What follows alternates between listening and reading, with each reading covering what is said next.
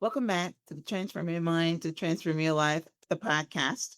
Today, this is a solo session, and I want to talk to you on the topic Old Wineskin, the challenge of renewing the mind. So, as we start off, I want to let you know that change is a fundamental part of life, yet it often evokes resistance. Nobody likes change. You ever read the book Who Moved My Cheese? Nobody likes change. I don't like change. We always resist it. But Jesus says in Luke 5:39, no one drinks the old wine wants the new wine. This scripture captures the human tendency to cling to the familiar and resist the unfamiliar. So, in this episode, we will explore the psychology behind our resistance to change and why it's essential to embrace it for personal growth and progress. So, what exactly does renewing the mind mean? Renewing the mind means becoming aware of the thoughts that are shaping your life and intentionally choosing new ones that align with truth, growth, and healing. But first, you got to catch the thought, and then you've got to challenge the thought, right? And then you have to replace the thought.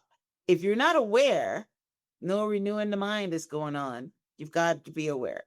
So, in practical terms, okay, like I just mentioned, you catch it, you challenge it, you question them, and you replace them. Whether it's your beliefs or something about, what someone has, told you or expect of you, then you've got to challenge them. So it's about what you feed your mind daily. It is what you consistently hear, you eventually believe. Just like faith. Faith comes from hearing the word all the time. It doesn't happen one time.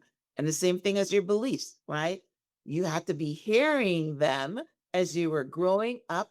And then they became cemented in your psyche, in your consciousness. So, from both a faith and science perspective, we know that this works, that your brain can be rewired through repetition. So, as you practice new thoughts, right, you literally create new mental patterns. That is called neuroplasticity. You can rewire your brain regardless of how old you are. They say that you can't teach an old dog new tricks. You can so. So, renewing your mind is not just a one time event, it's a daily decision to think differently so that you can get different results. Like I heard this quote once, if you look in the mirror and you don't like what you see, you can't Photoshop the image. You've got to start working on changing you. So when you look in the mirror, you see something else. And that means daily thinking, daily thought processes, and daily instructions to renew your mind. So let's talk now about the comfort of old wine or old wine skins or doing the same thing that you've been doing every day since you were, I don't know, 20 or something. So the phrase old wine represents the comfort zone, a place where we feel secure and familiar. It's the routine habits and beliefs that we have grown accustomed to over time. And these patterns provide a sense of stability, but they can also limit your personal growth and potential. As Dr. Joe Dispenza says, neurons that fires together wires together, making us get comfortable with old wine. Yes, you don't want to move, you don't want to do anything. You know you should get out of that toxic relationship, but you stay because it brings you some level of comfort. It is someone you know, right? You don't got to go looking and trying to, get accustomed to someone new. So you stay, right? So there's other things that we resist change about. We know that that job is not working for us anymore, but we don't want to go look for another one because we get comfortable, right? We know that we should go exercise, but when we come home in the evening, we want comfort, so we choose it, right? So let's go through 4 reasons that we resist change. And the first one is fear of the unknown, which is what I was just saying about you should get out of this relationship, but you're afraid of what will happen if you leave. Are you going to find someone else? Are you going to be alone the rest of your life? So you put up and you shut up, right? And you make it work, right? So change always leads us to uncharted territory, can't say that word, triggering fear of the unknown. We worry about what might go wrong and how we will adapt to the new circumstances. It is, toxic relationships. It is going to look for a new job. It's moving to a new city. Anything that requires change. That's the book, Who Moved My Cheese? Right? Getting accustomed to your cheese being moved, right? Number 2 is loss of control.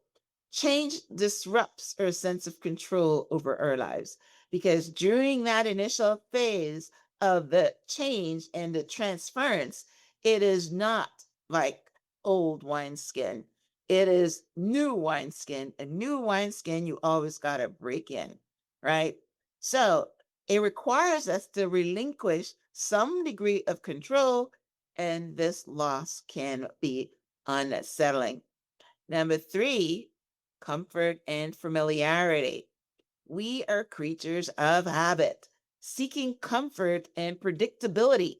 We tend to stick with what we know because it seems safe. But there's no growth in that. There's no growth when you choose mediocrity. There's no growth when you keep yourself small because you don't want to grow and experience the disruption of your life. And number 4 is past successes. Past experiences of success with the old wine makes us resistant to try something new. We fear that the new wine will require more effort to adapt. And that is true. But if you go to the new wine and you go through the disruption and you go through all 4 of those reasons why you should change, then I promise you the outcome is going to be much better than where you were. You're going to be up here instead of down here. All right. So, again, I've been referencing this book, Who Moved My Cheese. It teaches us that synonymous growth, we must learn to embrace change. So, let's talk about embracing change. Recognizing growth opportunities. Change often brings new opportunities for learning, personal development, and for achieving the goals that you set for yourself. So, embracing change can lead to positive outcomes. It usually does. Mindset shift, right? When you change your perspective from seeing change as a threat to viewing it as a chance for growth and adaptation, you embrace the idea that change can lead to better things. And it does. What do you want to change to? Nobody wants to change from good to bad. They want to change from good to better or best, right? So you're going up. Nobody requires or proactively looks for change that's going to be worse. So yeah, change does mean that there's some growth, there's some opportunity for advancement, right? So you also need to take small steps. Gradual change can be less intimidating.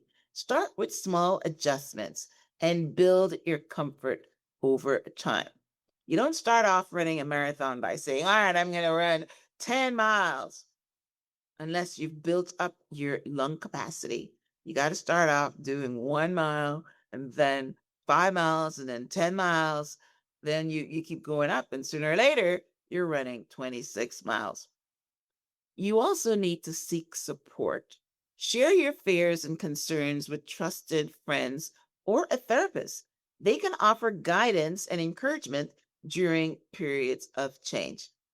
Gotta have someone to talk to, right? I'm like, binging on Friends, right now. And it's so beautiful. Every single problem they have, they go talk it out. A couple episodes ago, Monica walked in and she saw Chandler pleasuring himself and she calls up Rachel.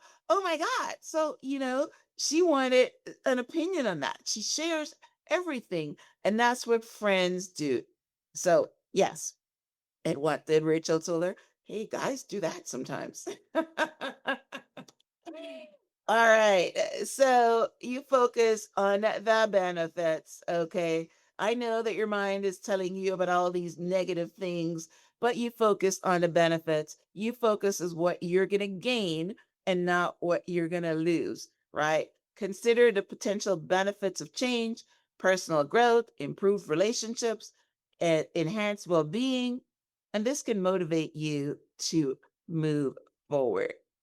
So, in conclusion, while it's necessary or natural, I should say, to resist change, it's critical to recognize that growth and progress often requires stepping out of our comfort zones.